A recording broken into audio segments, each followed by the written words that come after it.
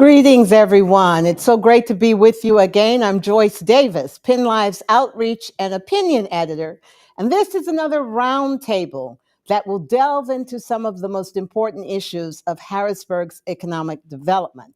I'm just delighted to be joined here by Jennifer Doyle with the Foundation for Enhancing Community. She's the president and CEO, and TFEC has decided that this conversation is so important, they want to be a part of it. They want to help sponsor it.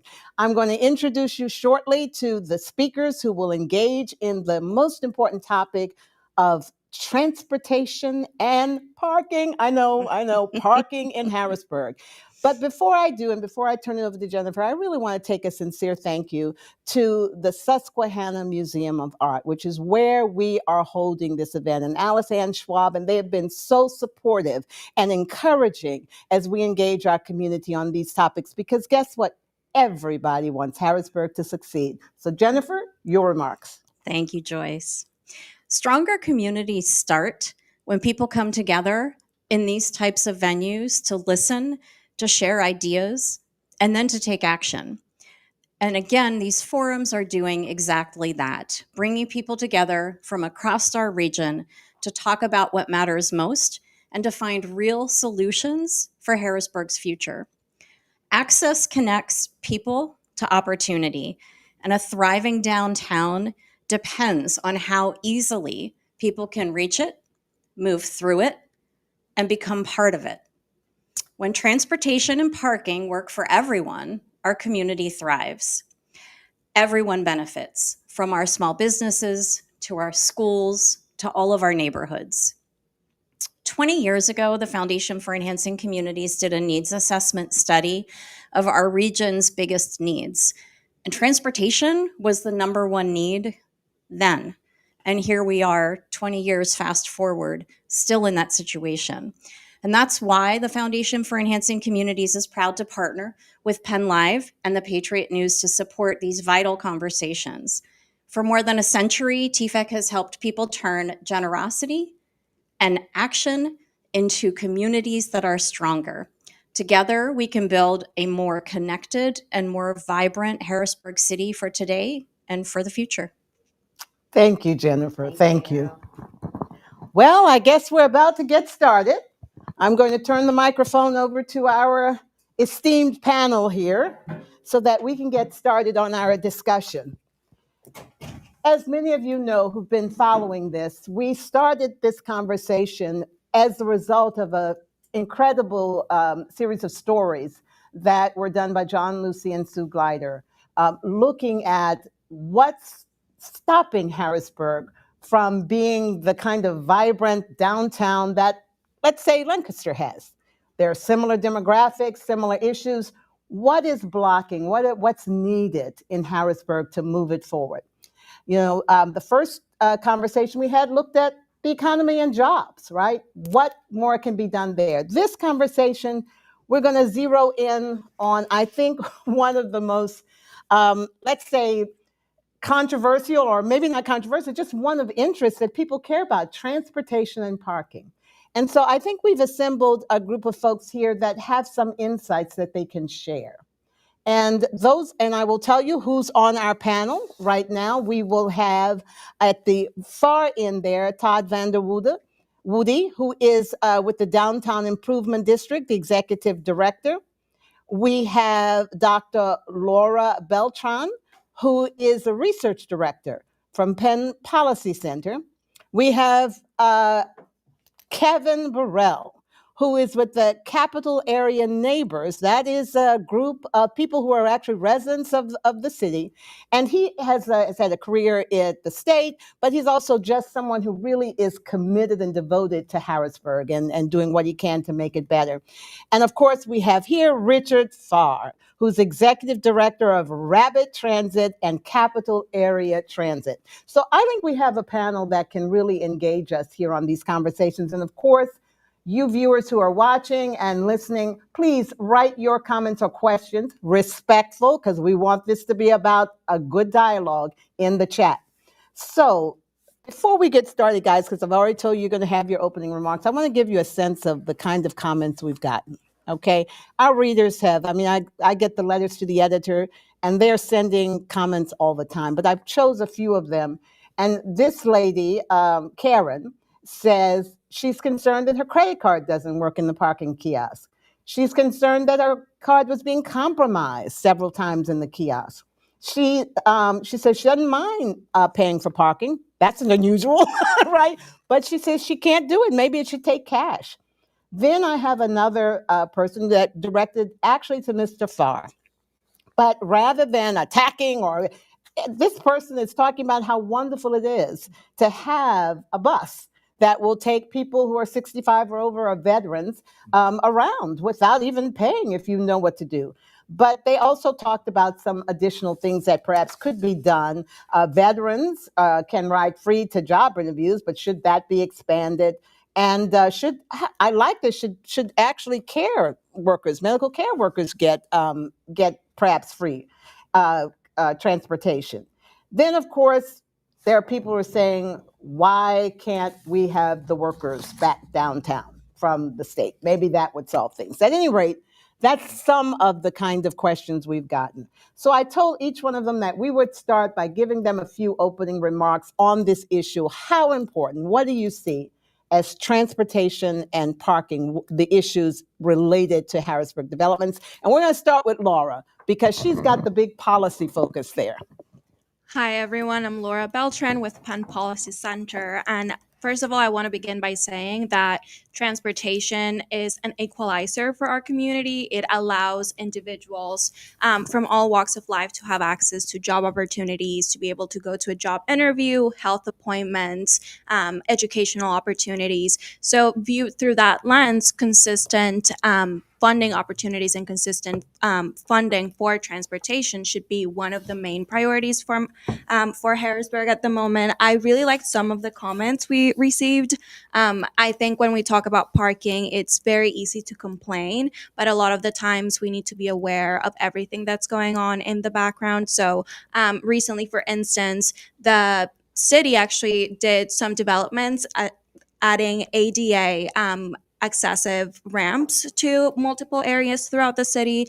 And this caused some additional issues with parking that, it's more about kind of being able to prevent these issues going forward and allowing people to be prepared. Also, the issue with the credit card and the kiosks, there are significantly kind of benefits to expanding the services and to make them kind of accessible through internet and through different applications or websites. But there's also this issue that for older individuals and for people that might not have reliable access to phones, there might come kind of these unintended consequences that arise. So when we look at solutions and when we think about transit, it has to be from an equity standpoint. It has to be, what are the solutions that would benefit the majority of individuals, regardless of their socioeconomic status, and also what are some of the kind of opportunities we still have to grow. For instance, I really like the kind of providing transportation options for medical staff and medical care.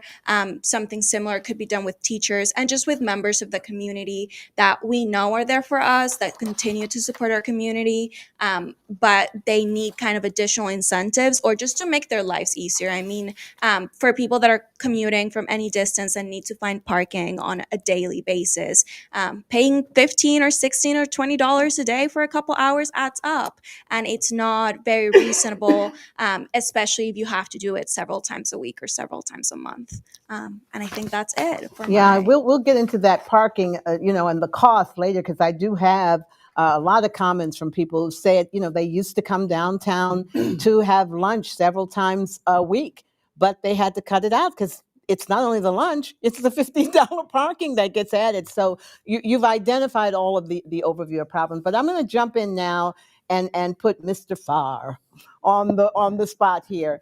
Again, this person and others who've written are really complimentary about the bus and all, but more could be done, and I think you want to talk to that. So go ahead. Yeah, absolutely. So at Rabbittransit, we're thankful because we have lots and lots of programs that many probably don't even know. Yes. The listener or reader noted that seniors ride free. So if you're over the age of 65 and you register with us, you can ride free on fixed route anywhere in the Commonwealth of Pennsylvania, but specifically here with Rabbittransit. Wow. So that's great. We have half fare and discounted fares for people with disabilities. We have multi-trip tickets. We're one of the few transit systems that have our own 501c3, where we find private funds to help fill in gaps for the veterans program, so veterans can have free transportation to medical appointments and support to go to work. And so we're always looking for new ways to improve. But even with all of those great programs, which I didn't even begin to scratch the surface of the stuff that we offer, there are still gaps in our community of connecting people to what they need. I believe in how we approach it, and I can't take credit for this. There was a presentation that I saw years and years ago, but we want to build a transit system that's good for somebody who's 8 and who's 80. So 8 to 80. And if you can build a transit system that's good for those two, everybody else succeeds too. And so we're always looking at what barriers are there and how do we remove them. So we have lots we're working on, and I'm sure we'll get into more of those details.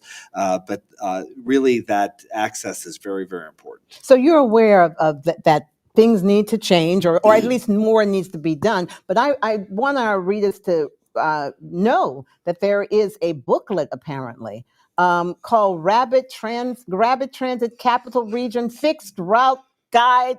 Bus guide. Right. And you need to get that, because it will tell you what benefits you can have, not only where the buses go, but all the stuff that this guy wrote about. A lot of people don't know, right? Yeah, we have 2 guides. We have 2 real main programs. We have our traditional city fixed route system that runs, you stand at the bus stop and the bus comes at that time. And then for all their specialized program, it's our shared ride or paratransit program. But we have guides for both that give you all the information that you need to be able to access that service. And I think they'd be surprised if they read through it, what's really available. Well, pick up that book, because our reader detailed a lot of things here that I think would benefit many residents. But let's move. We're going to come back. You're not off the seat yet. We're going to come back, but we're going to move now, because I really did want Todd Vanderwoude to be here with the Downtown Improvement District. First of all, they do a lot behind the scenes to beautify Harrisburg. Clearly go out and brag about, but you should. But the one thing that I was impressed that they did do, they knew that parking was important for people to come downtown, especially for businesses and shopping. And, we'd have to have a whole forum to talk about how we got to the point where people have to pay to park on Saturdays, right? Even in Harrisburg. But suffice it to say, it's because the city was in such desperate financial situation, it had to sell its parking. But in doing so, it lost revenue, but it also caused many people who want to come downtown to not be able to afford to do so. Todd, pick up the dialogue there and tell us, you took that challenge and actually moved to do something about it. Well, Joyce, thank you very much. I appreciate it. Todd Vanderwoude with the Harrisburg Downtown Improvement District. Thank you for the invite to be here today to discuss such an important topic here of transportation and parking. As Joyce mentioned, we're the Clean, Safe, and Beautiful for downtown Harrisburg.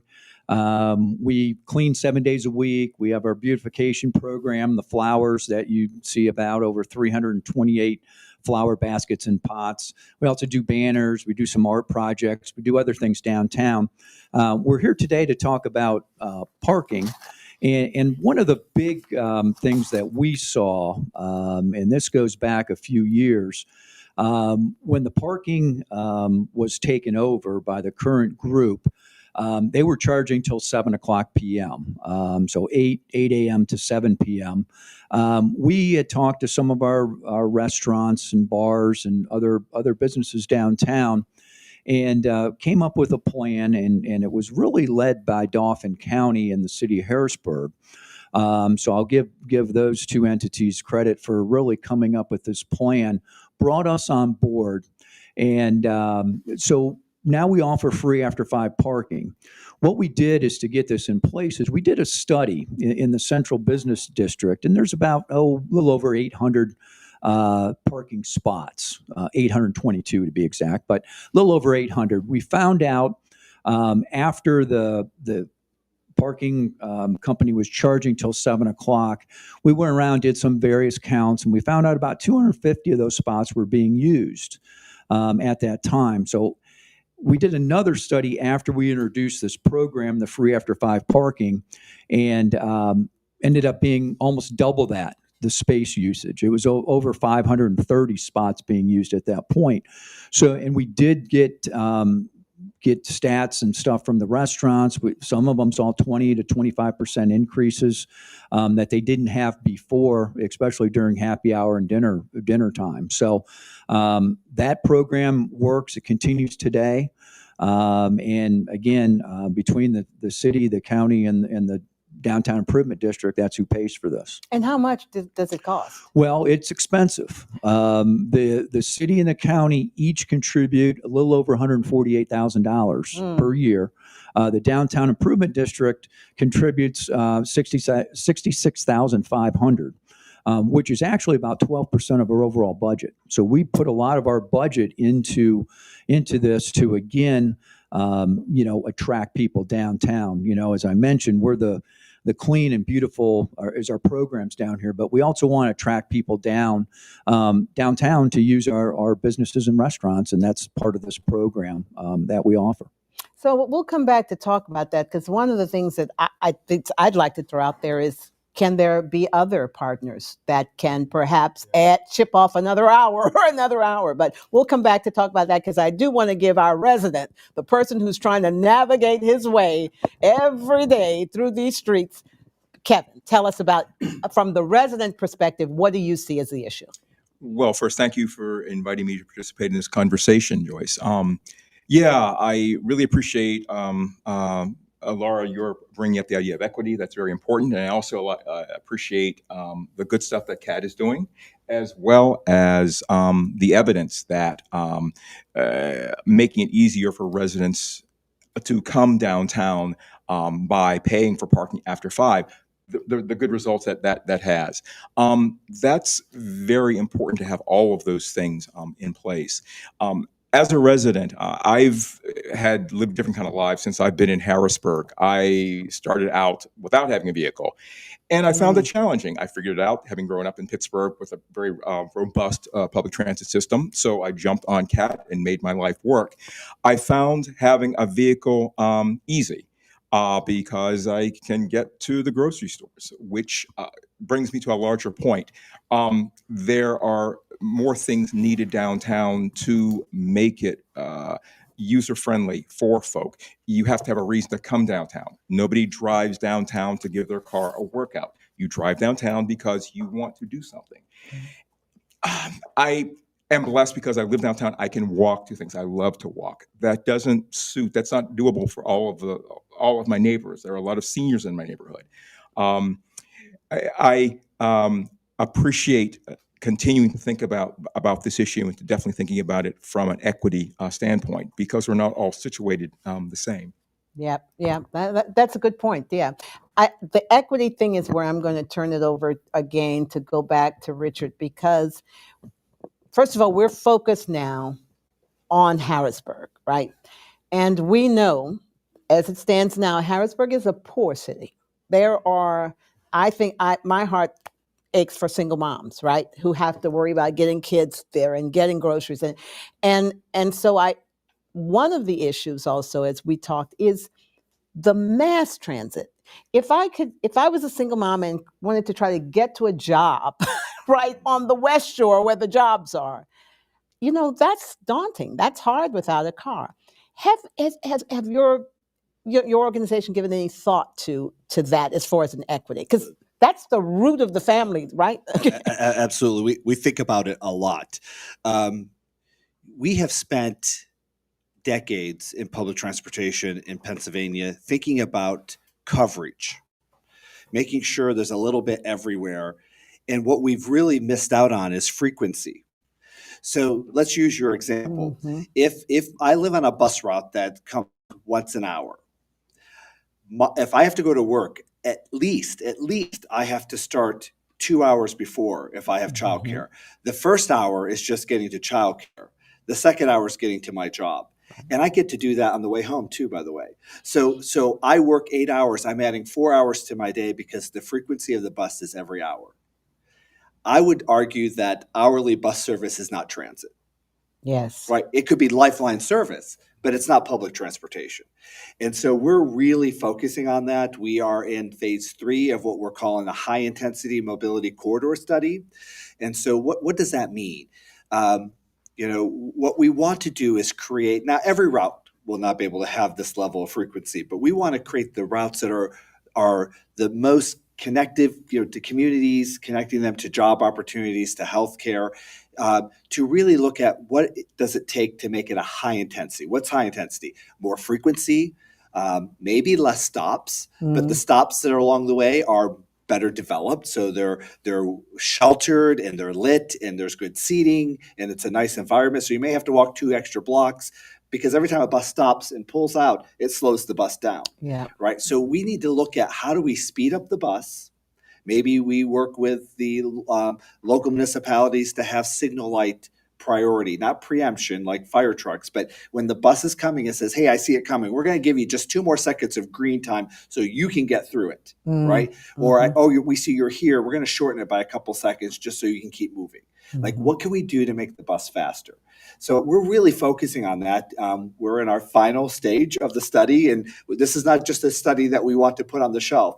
We want something to come out, and we're going to implement something. And timeline, is there a timeline? I mean, if I'm a single mom and I'm listening to this, am I going to say next month I'm going to have this? No, I wish it was next month. Okay. Because with the infrastructure development, that'll take some time. But we are hope to have, and it'll be a procurement opportunity, and it'll be a big deal. We hope to have something on the street where we're soliciting bids in a year. In a year, right. Okay. So we got the last phase to get through. We're currently looking at the corridors, selecting corridors, and there's a lot of community involvement in that. We've been all over trying to get input. So it's not just Rabbittransit sitting in a room, right? We are your public transportation system. We have to hear what you want. So we've had a lot of input from the public, and we're going to implement something. Okay. Right. We're going to start doing something, because I've been doing this for a really long time. I've been at Rabbittransit for 23 years here, running public transportation, and it's time to do something. Well, I love that spirit. I really do. But Laura, let me bring the two of you into this conversation, because you hear what he's saying and you hear, how important is it? And I mean, if he speeds it up, if he makes it like every half hour instead of an hour, what, from a policy point, what do you think needs to be done to address this central issue? I think I really want to echo Kevin's comments on the importance of like what businesses are present and truly what are the reasons driving people to specific points. And I really would love to like see that study when it comes out. That's like the nerd in me. But more importantly, I think it's also important to be kind of proactive, not only reactive to the lived realities of these individuals. So for example, we know that there have been several pharmacy closures in the area and all over Pennsylvania, really. Yeah. We can also expect that there are going to be some childcare deserts or some rural, urban, and suburban kind of hospital closures that are going to further affect these complications with both what's going on at the federal level and at the state level when it comes to funding. So I think any long-term plan has also to take into account the new realities a lot of Harrisburg residents will have to contend with. And then to your point in terms of when we think about shorter bus stops, I like to think about transit as kind of like a self-reinforcing mechanism. So the more money you put into it, the more you get out of it. Again, if you have only a route that's coming once every 2 hours or once every hour, it's not very reliable if you are doing it for childcare or doing it for a job or doing it for education. If you have a bus route that's coming every 15 minutes, then you can count reliably on it to schedule the rest of your day. So I definitely think that this project is going to be extremely helpful in the way kind of to organize and centralize the main routes and then have smaller routes or complement them with microtransit options could also be maybe feasible in some areas. I don't know that much about how like the necessary requirements for microtransit, as well as also What microtransit? Yes. So you have fixed rides, Right. which is just your regular routes. And then you have the bus-to-bus service and the services for the seniors. And, Okay. I'd like to talk more about yeah. that. Yeah. Okay. Yeah. You're going to have to clarify that. I definitely think that making the routes more consistent and kind of centralizing them based on the demand and supply available in the area. It's going to optimize the system. It might bring cost efficiencies in the future. And most importantly, it helps people living in Harrisburg, which is what we want. Yeah. Go ahead, Kevin. Yeah. Speaking of, I think I'm hoping there are a lot more opportunities for community engagement to talk about what people need in terms of to make this transit work for them, these shorter routes, more intense routes. What does that mean? I'm hoping there'll be more opportunities. There will be. Yes. Yeah. We're only doing phase one of the right, so we're going to continue to do that. The studies are the first phases are on our website. We try to make it as transparent as possible. So I don't know the exact URL, but if you go on and you look for high intensity, it will show up. Just touch a little bit on microtransit. We have microtransit in our work count. We're 11 county transit system. So in some of the smaller boroughs, we like Sunbury or Bloomsburg, we have microtransit. We have not deployed any in large urban areas yet, but kind of think of it as like a dog bone, right? So you have this bump here and a line here and a bump over here. And so microtransit in Harrisburg could be a great first or last mile option. So you have a bus line that runs on the main road, but the neighboring, maybe 8 blocks in each direction doesn't have a bus. So if you have this geofenced area where there's just basically a shuttle kind of smaller vehicle that's picking up and dropping off and taking you to the end of the line, so then you can connect to the main line. That's a great way to use it. It's called microtransit. Okay. So that's something we are looking at. Well, I was going to go on to something else, but I'm going to stop right here because I thought it was a brilliant idea that came out of our former discussion about a downtown trolley. I mean, I would just love a downtown trolley, right? That circles around. That was Doug. I got to give that to Doug Neidig. Let's start with Todd. You care about improving that. Would a downtown trolley that simply circles around be something that would bring in tourists, that would bring just even older people just want to enjoy it? I think a downtown trolley would be fantastic. I really do. From Midtown to downtown to Allison Hill, just to give people that opportunity.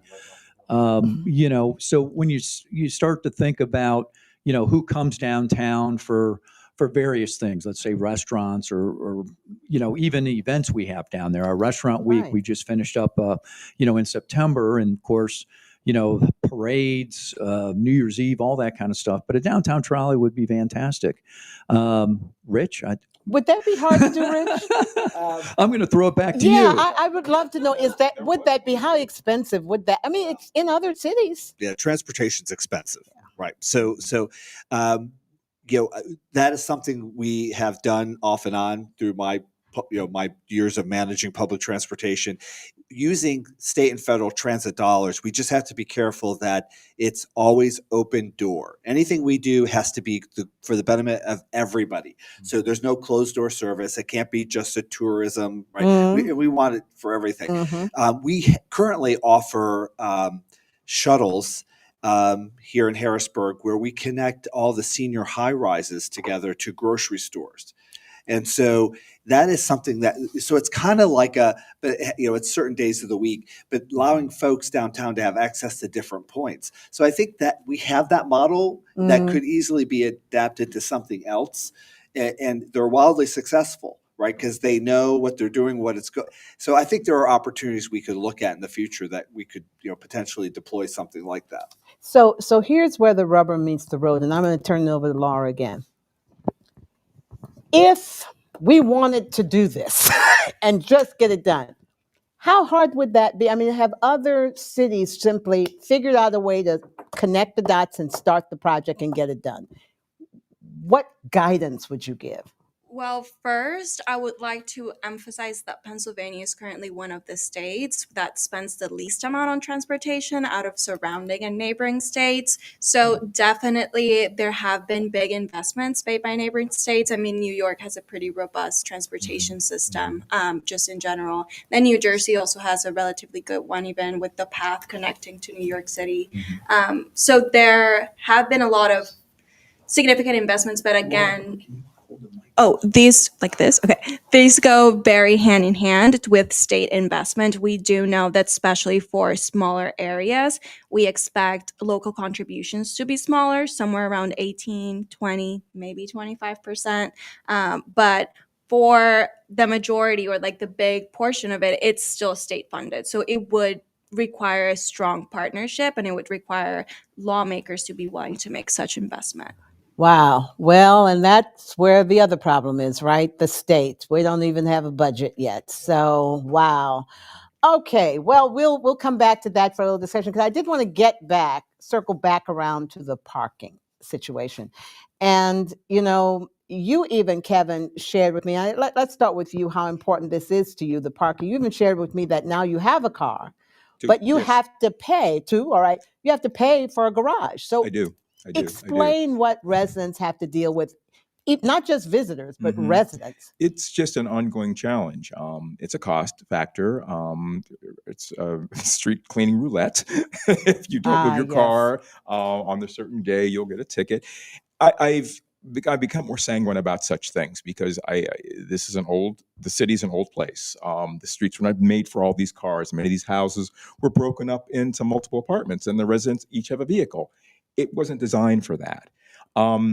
So I give more grace as I park and as I move around, but I'm also very content to walk places.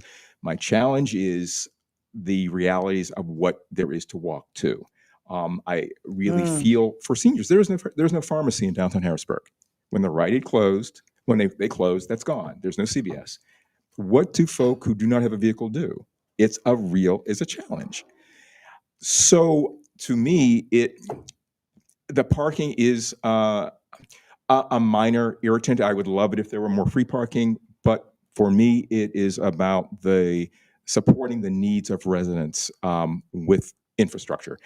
I fret much less about parking as long as there's a grocery store to go to and a pharmacy to go to. But see, Kevin, I think there's the problem because it's all interlaced, it's all intertwined. I'm not going to move to Harrisburg with my two cars if I know it's going to be a hassle to have and you know what I mean? So, I better look here, or I better look in Susquehanna, or right? So to get the base of people you need, You you've make a got to point. address You make a point. that, You right? make a point. There were in our introductory emails about this conversation, the idea of the shuttles coming from City Island. That's very nice. There are open spaces around the city. It is a challenge. It really is a challenge. It would be great if there were more dollars that could come in to lower the cost of parking for folk. Mm-hmm. Yeah. Well, and let's get back. I'm going to let Todd take this one too, because even the issue we talked about residents and parking, but businesses, if people don't come because the parking is a problem, the businesses go out. We had a lady who wanted desperately the last time to keep her business. It's gone. She says no, she's given up. You can't keep the businesses if you don't get the people into the city, and the people aren't coming in the city if they got to pay the. So Todd, if there were a strong business out there, whatever, that wanted to do as you did, right? What would be the steps? How much would it cost? What could they do? Well, I think it all starts with, and I think with the parking issue, your first forum, the gentleman from the consultant, he said, people don't come to downtowns to park. They come to do something else. And that's kind of Kevin's point too, Yep. is you come downtown to do something else. So, with our plan, it's expensive. Can that be done other places? I don't know. It costs us a lot of our budget. It costs the county and the city quite a bit. One thing is that we need to give the customers more to do downtown. Yes. And I think, a lot of times when, not all businesses, but when businesses fail, at least what I first see is it's parking. Yes. Well, there could be other problems there too. But again, that's what's on the forefront of everybody's mind. I think we need to be better, even, getting our free after 5 parking out to people. A lot of people still don't know that. We do as much as we can through our social media channels. But I think also we need to get potentially more events out there. You know, you look at Capona, you look at our restaurant week, you know, people come downtown for those events. Maybe we need more events. Yes. You know, as you sit and you look at, and, you know, the city staff is small, our staff is small, but I think, you know, the parades, you know, we had the holiday parade last year for the city, the St. Patrick's Day parade downtown that the Downtown Improvement District put on, the Juneteenth parade. People came to those events. They found a place to park. And I'm not, you know, I'm not here to say, oh gosh, parking isn't important. I think it's very important. I think it's important from a perception standpoint. But if we have more events downtown, I think that helps people find a place to park. And, you know, I was just in Annapolis last weekend, and, you know, you pay to park downtown. I wanted to go somewhere. You know, you just find ways to go. And Joyce, and you and I had the conversation last week. You know, you were up in Corning, New York. Yes. And it was free parking. I was out of my mind. No pay to park. Yeah, that's fantastic. Yeah. You know, but here, you know, unfortunately, due to the circumstances, we can't do that. But maybe we can come up with some other plans. Yeah. You know, and, you know, we had mentioned, you know, the free 4 hours on Saturday. That's no longer in effect. The Love HBG code. But, you know, now the parking, you can park for $5 all day in the River Street garage. Do a lot of people know that? I don't know. So that's, again, educating people what's out there. You know, potentially we can look at this is that if indeed we can have, you know, more people come downtown, we can probably come up with plans and go to the parking authority and say, hey, you know what? One way to increase business, there's a couple ways. One is to raise prices, which they did. The other way is to increase your volume, right? Mm-hmm. Increase the people down there and let that volume take care of, you know, the numbers that they have to meet in order to make the finances work from their standpoint. But I think we need to kind of look at the whole thing as a kind of a, you know, parking is parking, but I think we need to look at those other things that we can do as a community, really, to get people to come downtown. Yeah, well, it does sound like there needs to be a concerted effort. I know you wanted to add something, but let me throw this out at you too.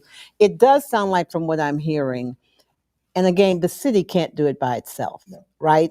I mean, we can, the mayor ought to, no, one person can't do it. That's what we learned, I think, from Lancaster, that the community has to come together. And that's one party. Government is one party, but there are all these other parties, right?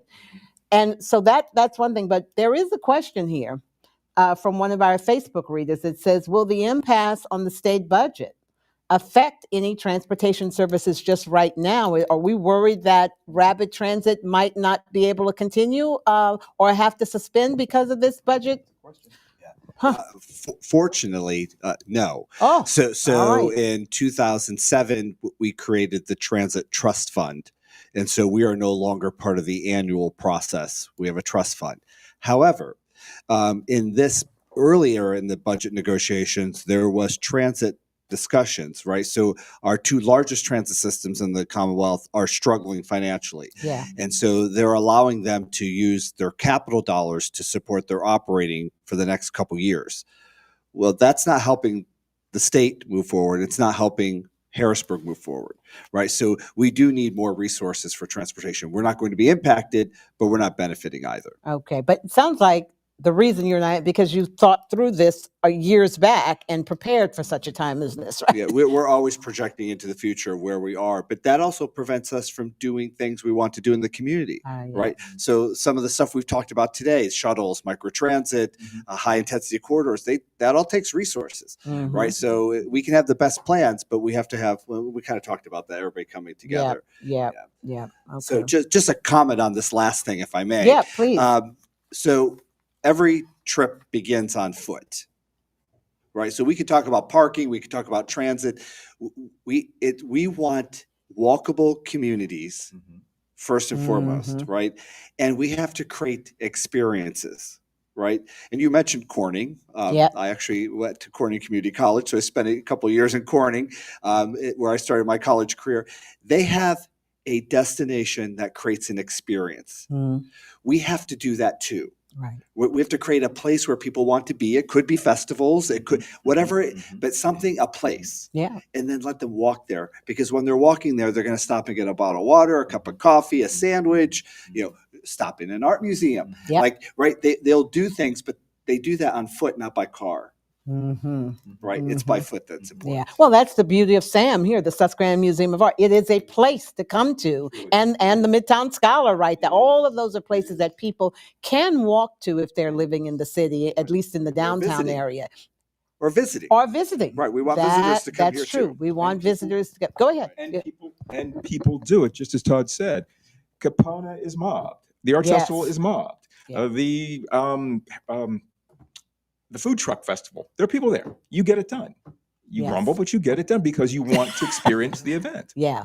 Very good. So again, I think we've come to a consensus here, and I guess our viewers are hearing this too, is that parking and transportation are key elements to the vibrancy of downtown and also to the health of the surrounding neighborhoods. Because if you don't have a vibrant downtown, it's not trickling to anywhere. But what I'm also hearing is that we're going to need at least a plan that involves more than just the city, right? I see you shaking your head, Laura. Is there another place other than Lancaster that you think provides a model for tackling this, or just any guidance? I mean, one of the things, what can we tell the people who are charged with leading this? What needs to happen next? I think the first step would be to change the minds of seeing transit as an expenditure, but rather an investment. I think, there are several options and studies the state government can commission in terms of like a break-even analysis or a cost-benefit analysis of if there was such a big investment in transit in 5, 10, or 15 years, or how long would it take them to recoup that investment via the taxes that are generated through businesses, through higher property values, through just like a more thriving city. And I think several studies have been conducted for not transit, to my knowledge, but definitely for other sectors. That's how social programs tend to work. You come in saying this is going to be an investment because in the long run, these are going to be all the benefits that the city's going to end up receiving.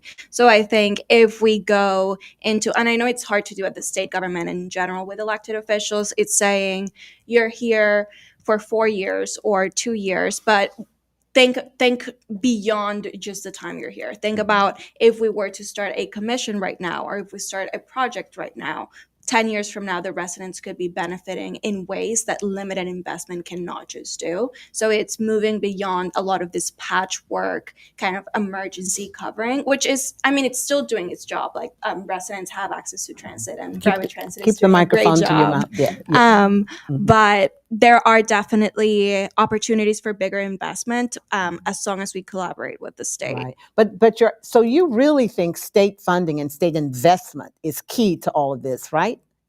Yeah, and when you do like a transportation system, it's as beneficial as it is well connected, I think, in my opinion. So if we can get, the more people you reach out that are able to commute into downtown Harrisburg and see it as a viable option for a night out or going to a restaurant or walking around, that helps us. If it's just 3 or 4 really well developed blocks, that serves well the residents, but the impact of the economic activity it can spur is limited. Well, Todd, also, what about that trolley idea we talked about, not just being in Harrisburg, but crossing the bridge and bringing people from Camp Hill or whatever? Can we cross a bridge? I don't know. I don't know. Can we do that?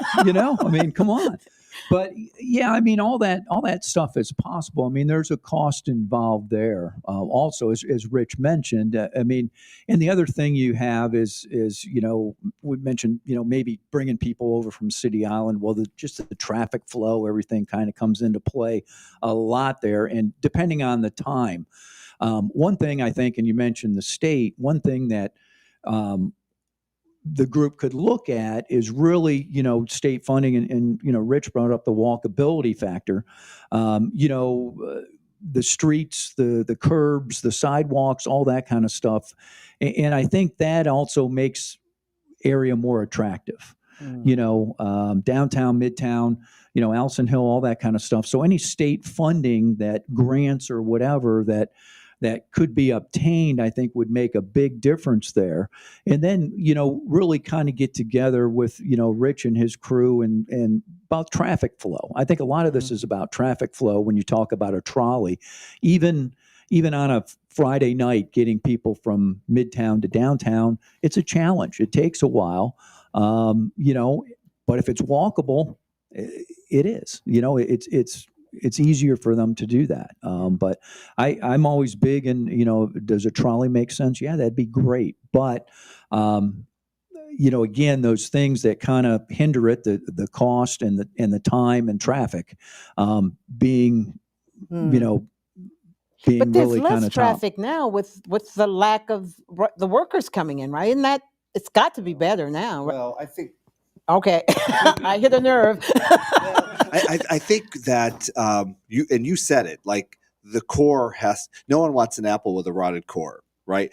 And so, but how big is the apple? Is the apple Harrisburg, or is the apple the region? And so, the only people who care about elected or municipal boundaries are elected officials. Residents don't think about, the river I can't cross, or this is the end of the city line. People go where they want to go, right? So I think we have to think bigger than just. It starts with downtown. If you want your largest, in any community, your largest area downtown to be vibrant and alive, because everything else grows after that. Yeah. Right. Yeah. So I don't know how we get others also participating in the process. Right. It's not just downtown, I think. Yeah. Right. Yeah. Right. It's the regional. Regional. Now here's and actually, Todd, you could get involved with this, and you.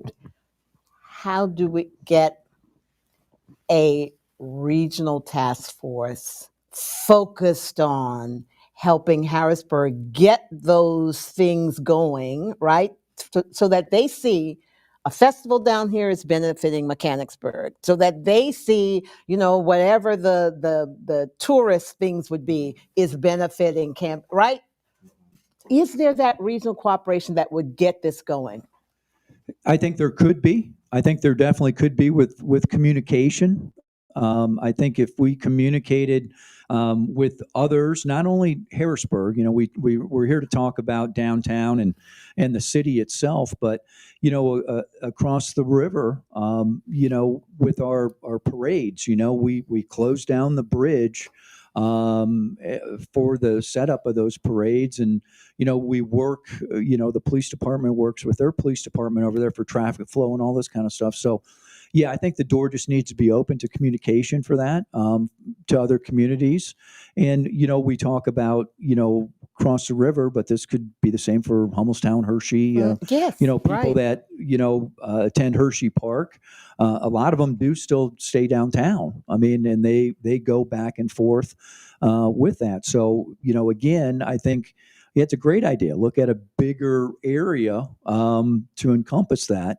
And I think once the communication lines are open, again, I think that would help. So, Todd, what would be the next steps? If I'm all about okay, we've got these great ideas. We really do have some great things, but what's getting the dime moved, right? Getting us off the dime or whatever. What you're in the power structure there in many ways. You're talking. What would need to happen?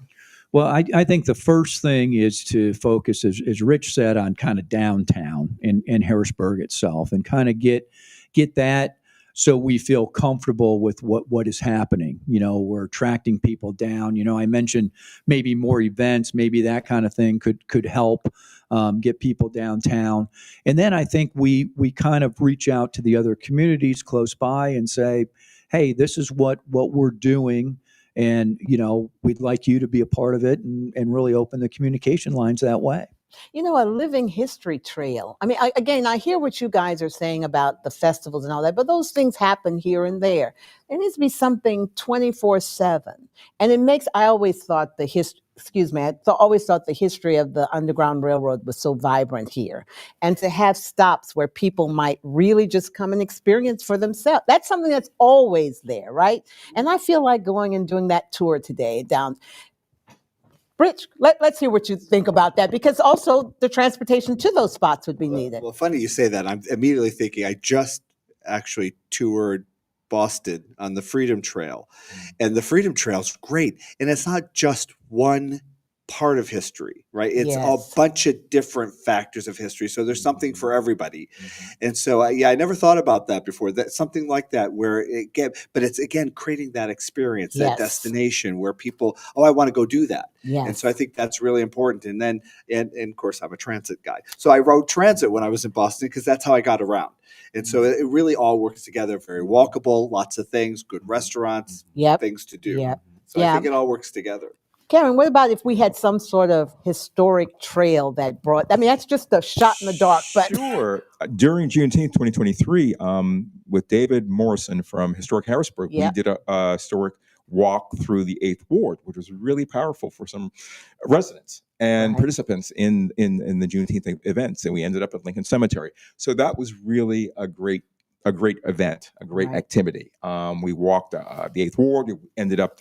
We went to the Monument Center down across from Strawberry Square, and we talked the entire way about what was there. There are historic markers there. So yeah, it's very viable. Yeah. And we've had the idea of having a trolley that would go to other sites Right. that are further out that are not as walkable, but a bus would be really great to get to. Right. So yeah, right. it's an idea. It is.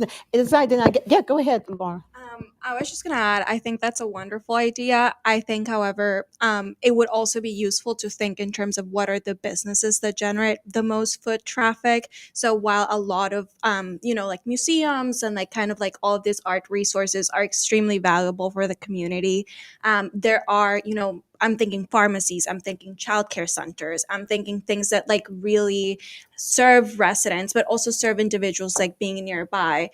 For example, considering like anchor businesses, that you could bring to downtown or to surrounding areas that like really like increase foot traffic, basically. So I think it's a combination of those things that people use every day and those kind of cultural and like more historic both events and kind of tours that have to be offered in conjunction. Because if you only have one and don't have the other one, there's not like that plus factor. But Laura, it sounds to me though that it would take at least a period where people are subsidizing some of these things. Because right now there's just not, so somebody's got to be willing to subsidize this for 5 years, right? While the traffic starts coming in. And it's a chicken and an egg situation. I think that's the best way to describe it. But it's also that you can offer like, I don't know, long-term contracts that provide some benefits to those businesses that are willing to establish themselves in Harrisburg. That's, that could be something that could be worked with like a council on like economic and community development.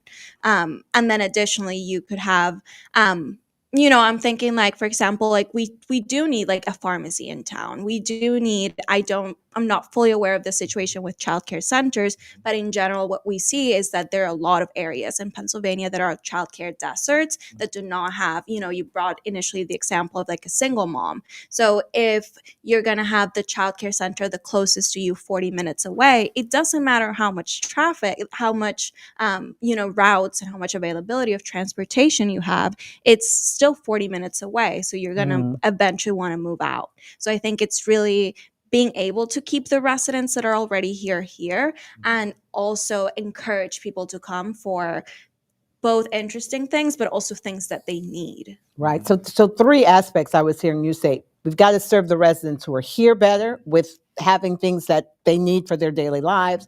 We have to be able to attract new residents, right? Parking was a part of that, right? And then finally, how do we get people who are living outside come in, spend some money, enjoy the city, and also have goodwill toward the city, right? Had goodwill. All right. Well, I think we've covered a lot of territory. So here's what we're going to do. In our last 5 minutes, this is your opportunity to shape the future of Harrisburg. So, because people will listen. People are listening now, at least. We know that all the leaders are listening, and of course the residents are. So I'm going to ask each one of you to simply leave what you think are the takeaways you people ought to know, from the leadership to the residents. And even if it's just 3 things that I want you to understand as we all join hands to try to help Harrisburg. So who wants to start? Todd, I'll start all the way down there with you, and then we'll work it back, okay? Okay, I'll lead off with this. I think, some of the takeaways, I think are, some infrastructure plans. I think downtown itself, sidewalks, all that kind of stuff to help beautify the area a little bit better, to make it more appealing, I think, to residents and visitors and those that go downtown. I think, with parking, I think there could be, businesses could maybe do some discounting for stuff and this and that to try to help offset that a little bit. I think also there may be some other plans that could be out there for that. I think again, a lot of this is all about communication between the entities. And I think the third thing would be, events. I think the events downtown and in the area really attract people. Between the Soma block parties, we mentioned the festivals, the city's holiday parades coming up, New Year's Eve. I think, to take a look at the event schedule and potentially get more events down there that would bring people, along the riverfront there. Oh, you mentioned the riverfront. We didn't even talk about that. That'll be another one, because I think that riverfront is Underused. it is a gem, and I would love to have the opportunity to have a cappuccino sitting there looking at the riverfront. Oh well, Joyce, you're correct. It's totally underused. I think we, as a group, need to really sit and look at that riverfront because it's fabulous. I mean, Yes. I walk it just about every day. I live in Shipoke. I walk up to downtown. It's gorgeous. And, there is some plans there with Capital Region Water doing some stuff down in the concert area, which I think will definitely help. But yeah, that's a big part of it. I think we forget that we're on a river. Yes. We forget that. We need to use that really jewel to our advantage. That was great. The first thing I think I would like to start with is, for big changes in transit, we need long-term investment. It's not going to be tomorrow. We're not going to wake up and we're going to have all of our issues solved. Second, kind of bringing back what I said at the beginning about addressing transit with an equity lens. I think Rabbittransit has done a great job. I also think there are ways to make it more accessible for individuals that still might not have reliable access to their phones, or might have not reliable access to, like, credit cards, for example, as one of the writers mentioned. And lastly, I think it's all about making the downtown attractive enough and enticing enough for individuals to come. So that way we, in the future, have the funds we need for big transit investment. Thank you.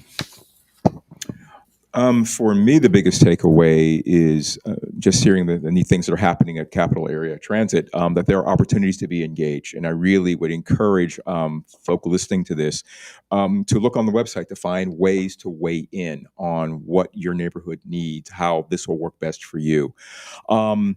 There are opportunities happening, and I'm really, really excited to hear about them. The activities and more activities downtown, yes, that is just very, very powerful. And I am very excited that is just a no-brainer that is shared. Yes. And again, about the importance of the river. Yes. That is absolutely an underused resource. And I'm looking forward to being more involved. Thank you, Kevin. You've already contributed quite a bit. So for us, we're a willing and able partner in whatever we're doing to transform our community. So we're engaged in that. Specifically, my comments are going to focus on Rabbittransit, right? So we talked about the high intensity mobility corridors. We really want them to be wildly successful. We are developing a new transfer center on Cameron Street. If you drive down there, you'll see a lot of demolition going on. And so with that, we're going to be able to redesign our routes. They haven't been redesigned in probably 30, 40 years. They need an overhaul. So we're excited about that. We continue to invest in technology, so at your fingertips, you know where the bus is. You could track it in real time. You can pay your fares online. You can do all kinds of stuff. And lastly, next spring, we're going to launch a new fare system, which is going to allow, I think, a lot more partners to come in. So I'm thinking, residents, apartment complexes, stuff downtown, could they offer transit as part of their rent, so we can encourage, and we're going to be able to do some really cool business partnerships that we can't do now because we just don't have the technology, but it's coming in March. So we're very, very excited about some of those opportunities that could really help transform people's mobility.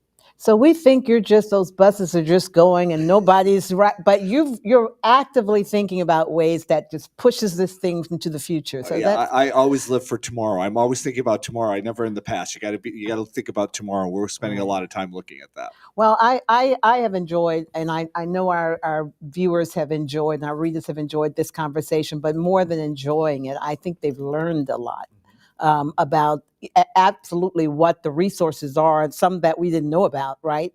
And so I guess we have to continue the conversation, but with a renewed urgency that the conversation must lead to some action. We don't just want to talk, we're talking to put the ideas on the table so that the people who have the power can use them, right?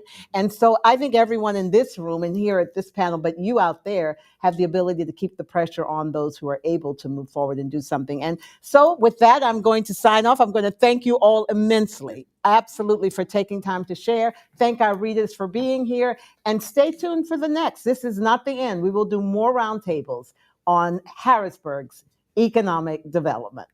Thank you.